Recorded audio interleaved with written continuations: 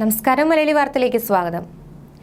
7 മാസം പ്രായമുള്ള കുഞ്ഞുൾപ്പെടെ 5 പേരുടെ മരണത്തിൽ നടുങ്ങിയിരിക്കുകയാണ് പാലാ പൂവരണി. ചൊവ്വാഴ്ച രാവിലെയാണ് പൂവരണിയിൽ വാടകയ്ക്ക് താമസിക്കുന്ന 5 അംഗ കുടുംബത്തെ വീട്ടിൽ മരിച്ച നിലയിൽ കണ്ടെത്തിയത്. ജെയ്സൺ തോമസ്, ഭാര്യ മെറീന, മക്കളായ ജെറാൾഡ്, ജെറീന, ജെറിൽ എന്നിവരെയാണ് മരിച്ചത്. ഭാര്യയെയും മക്കളെയും കൊലപ്പെടുത്തിയ ശേഷം ജെയ്സൺ ജീവനൊടുക്കിയെന്നാണ് പോലീസിന്റെ നിഗമനം. പൂവരണി വിളക്കുമരുന്നിനടുത്താണ് കൊച്ചുകൊട്ടാരം ഗ്രാമം. 15 മാസം മുമ്പാണ് ജെയ്സണും ഭാര്യയും കുട്ടികളും ഈ വീട്ടിൽ താമസിക്കാനെത്തിയത്. വലിയ റബ്ബർ തോട്ടത്തിന് നടുവിലെ ഒറ്റപ്പെട്ട വീടാണിത്.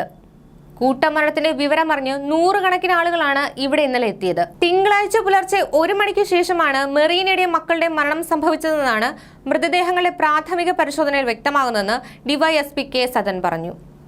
Jose K Mani MP, Mani C Kappan MLA, UDF സ്ഥാനാർത്ഥി K Francis George, Saji Manjakadambil, Meenachil panchayat പ്രസിഡന്റും സാജോ പൂവത്താനി എന്നിവരും സ്ഥലത്തെത്തിയിരുന്നു.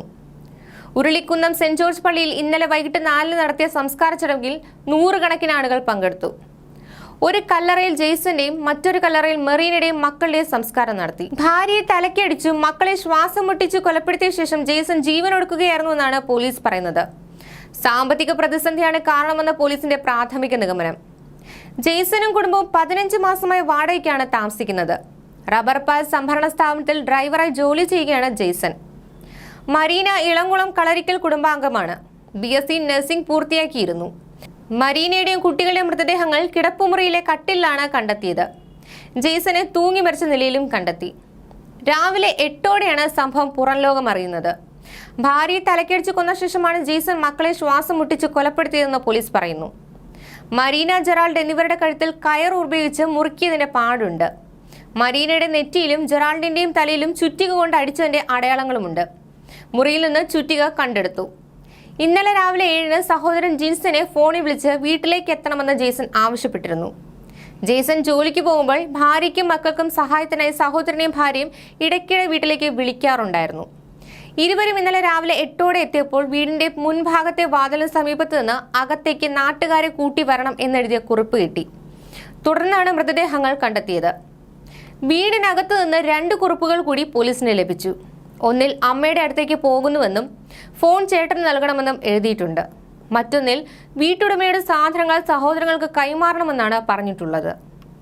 കുടുംബത്തെ വളരെയേറെ സ്നേഹിച്ചിരുന്ന ജെയ്സൺ നല്ല അധ്വാനശീലമുള്ള ആളായിരുന്നെന്ന് അങ്കണവാടി അധ്യാപിക ഗ്രേസി അഗസ്റ്റിൻ ഓർമ്മിക്കുന്നു.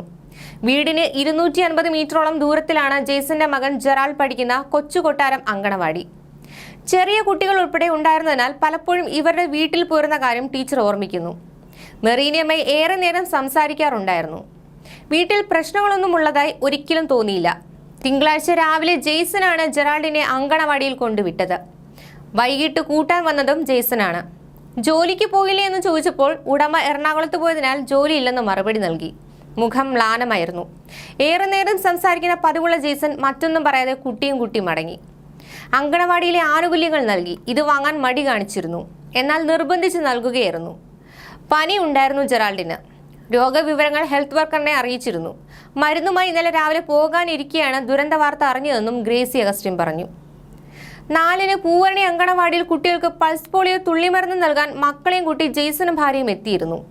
തിങ്കളാഴ്ച രാത്രി 11 മണിയോടെയാണ് ജെയ്സൺ ജോസഫ് കുടുംബ ഫോട്ടോ ഫേസ്ബുക്കിൽ പങ്കുവച്ചത്. വാടക വീടിന്റെ സിറ്റ് ഔട്ടിൽ നിന്നുള്ള ചിത്രമാണിത്. ഫെബ്രുവരി 21-ന് മകൻ ജെറാൾഡിന്റെ ജന്മദിനാഘോഷത്തിന്റെ ഫോട്ടോയും ഫേസ്ബുക്കിൽ പങ്കുവച്ചിരുന്നു. ന്യൂസ് ഡെസ്ക്, മലയാളി വാർത്ത.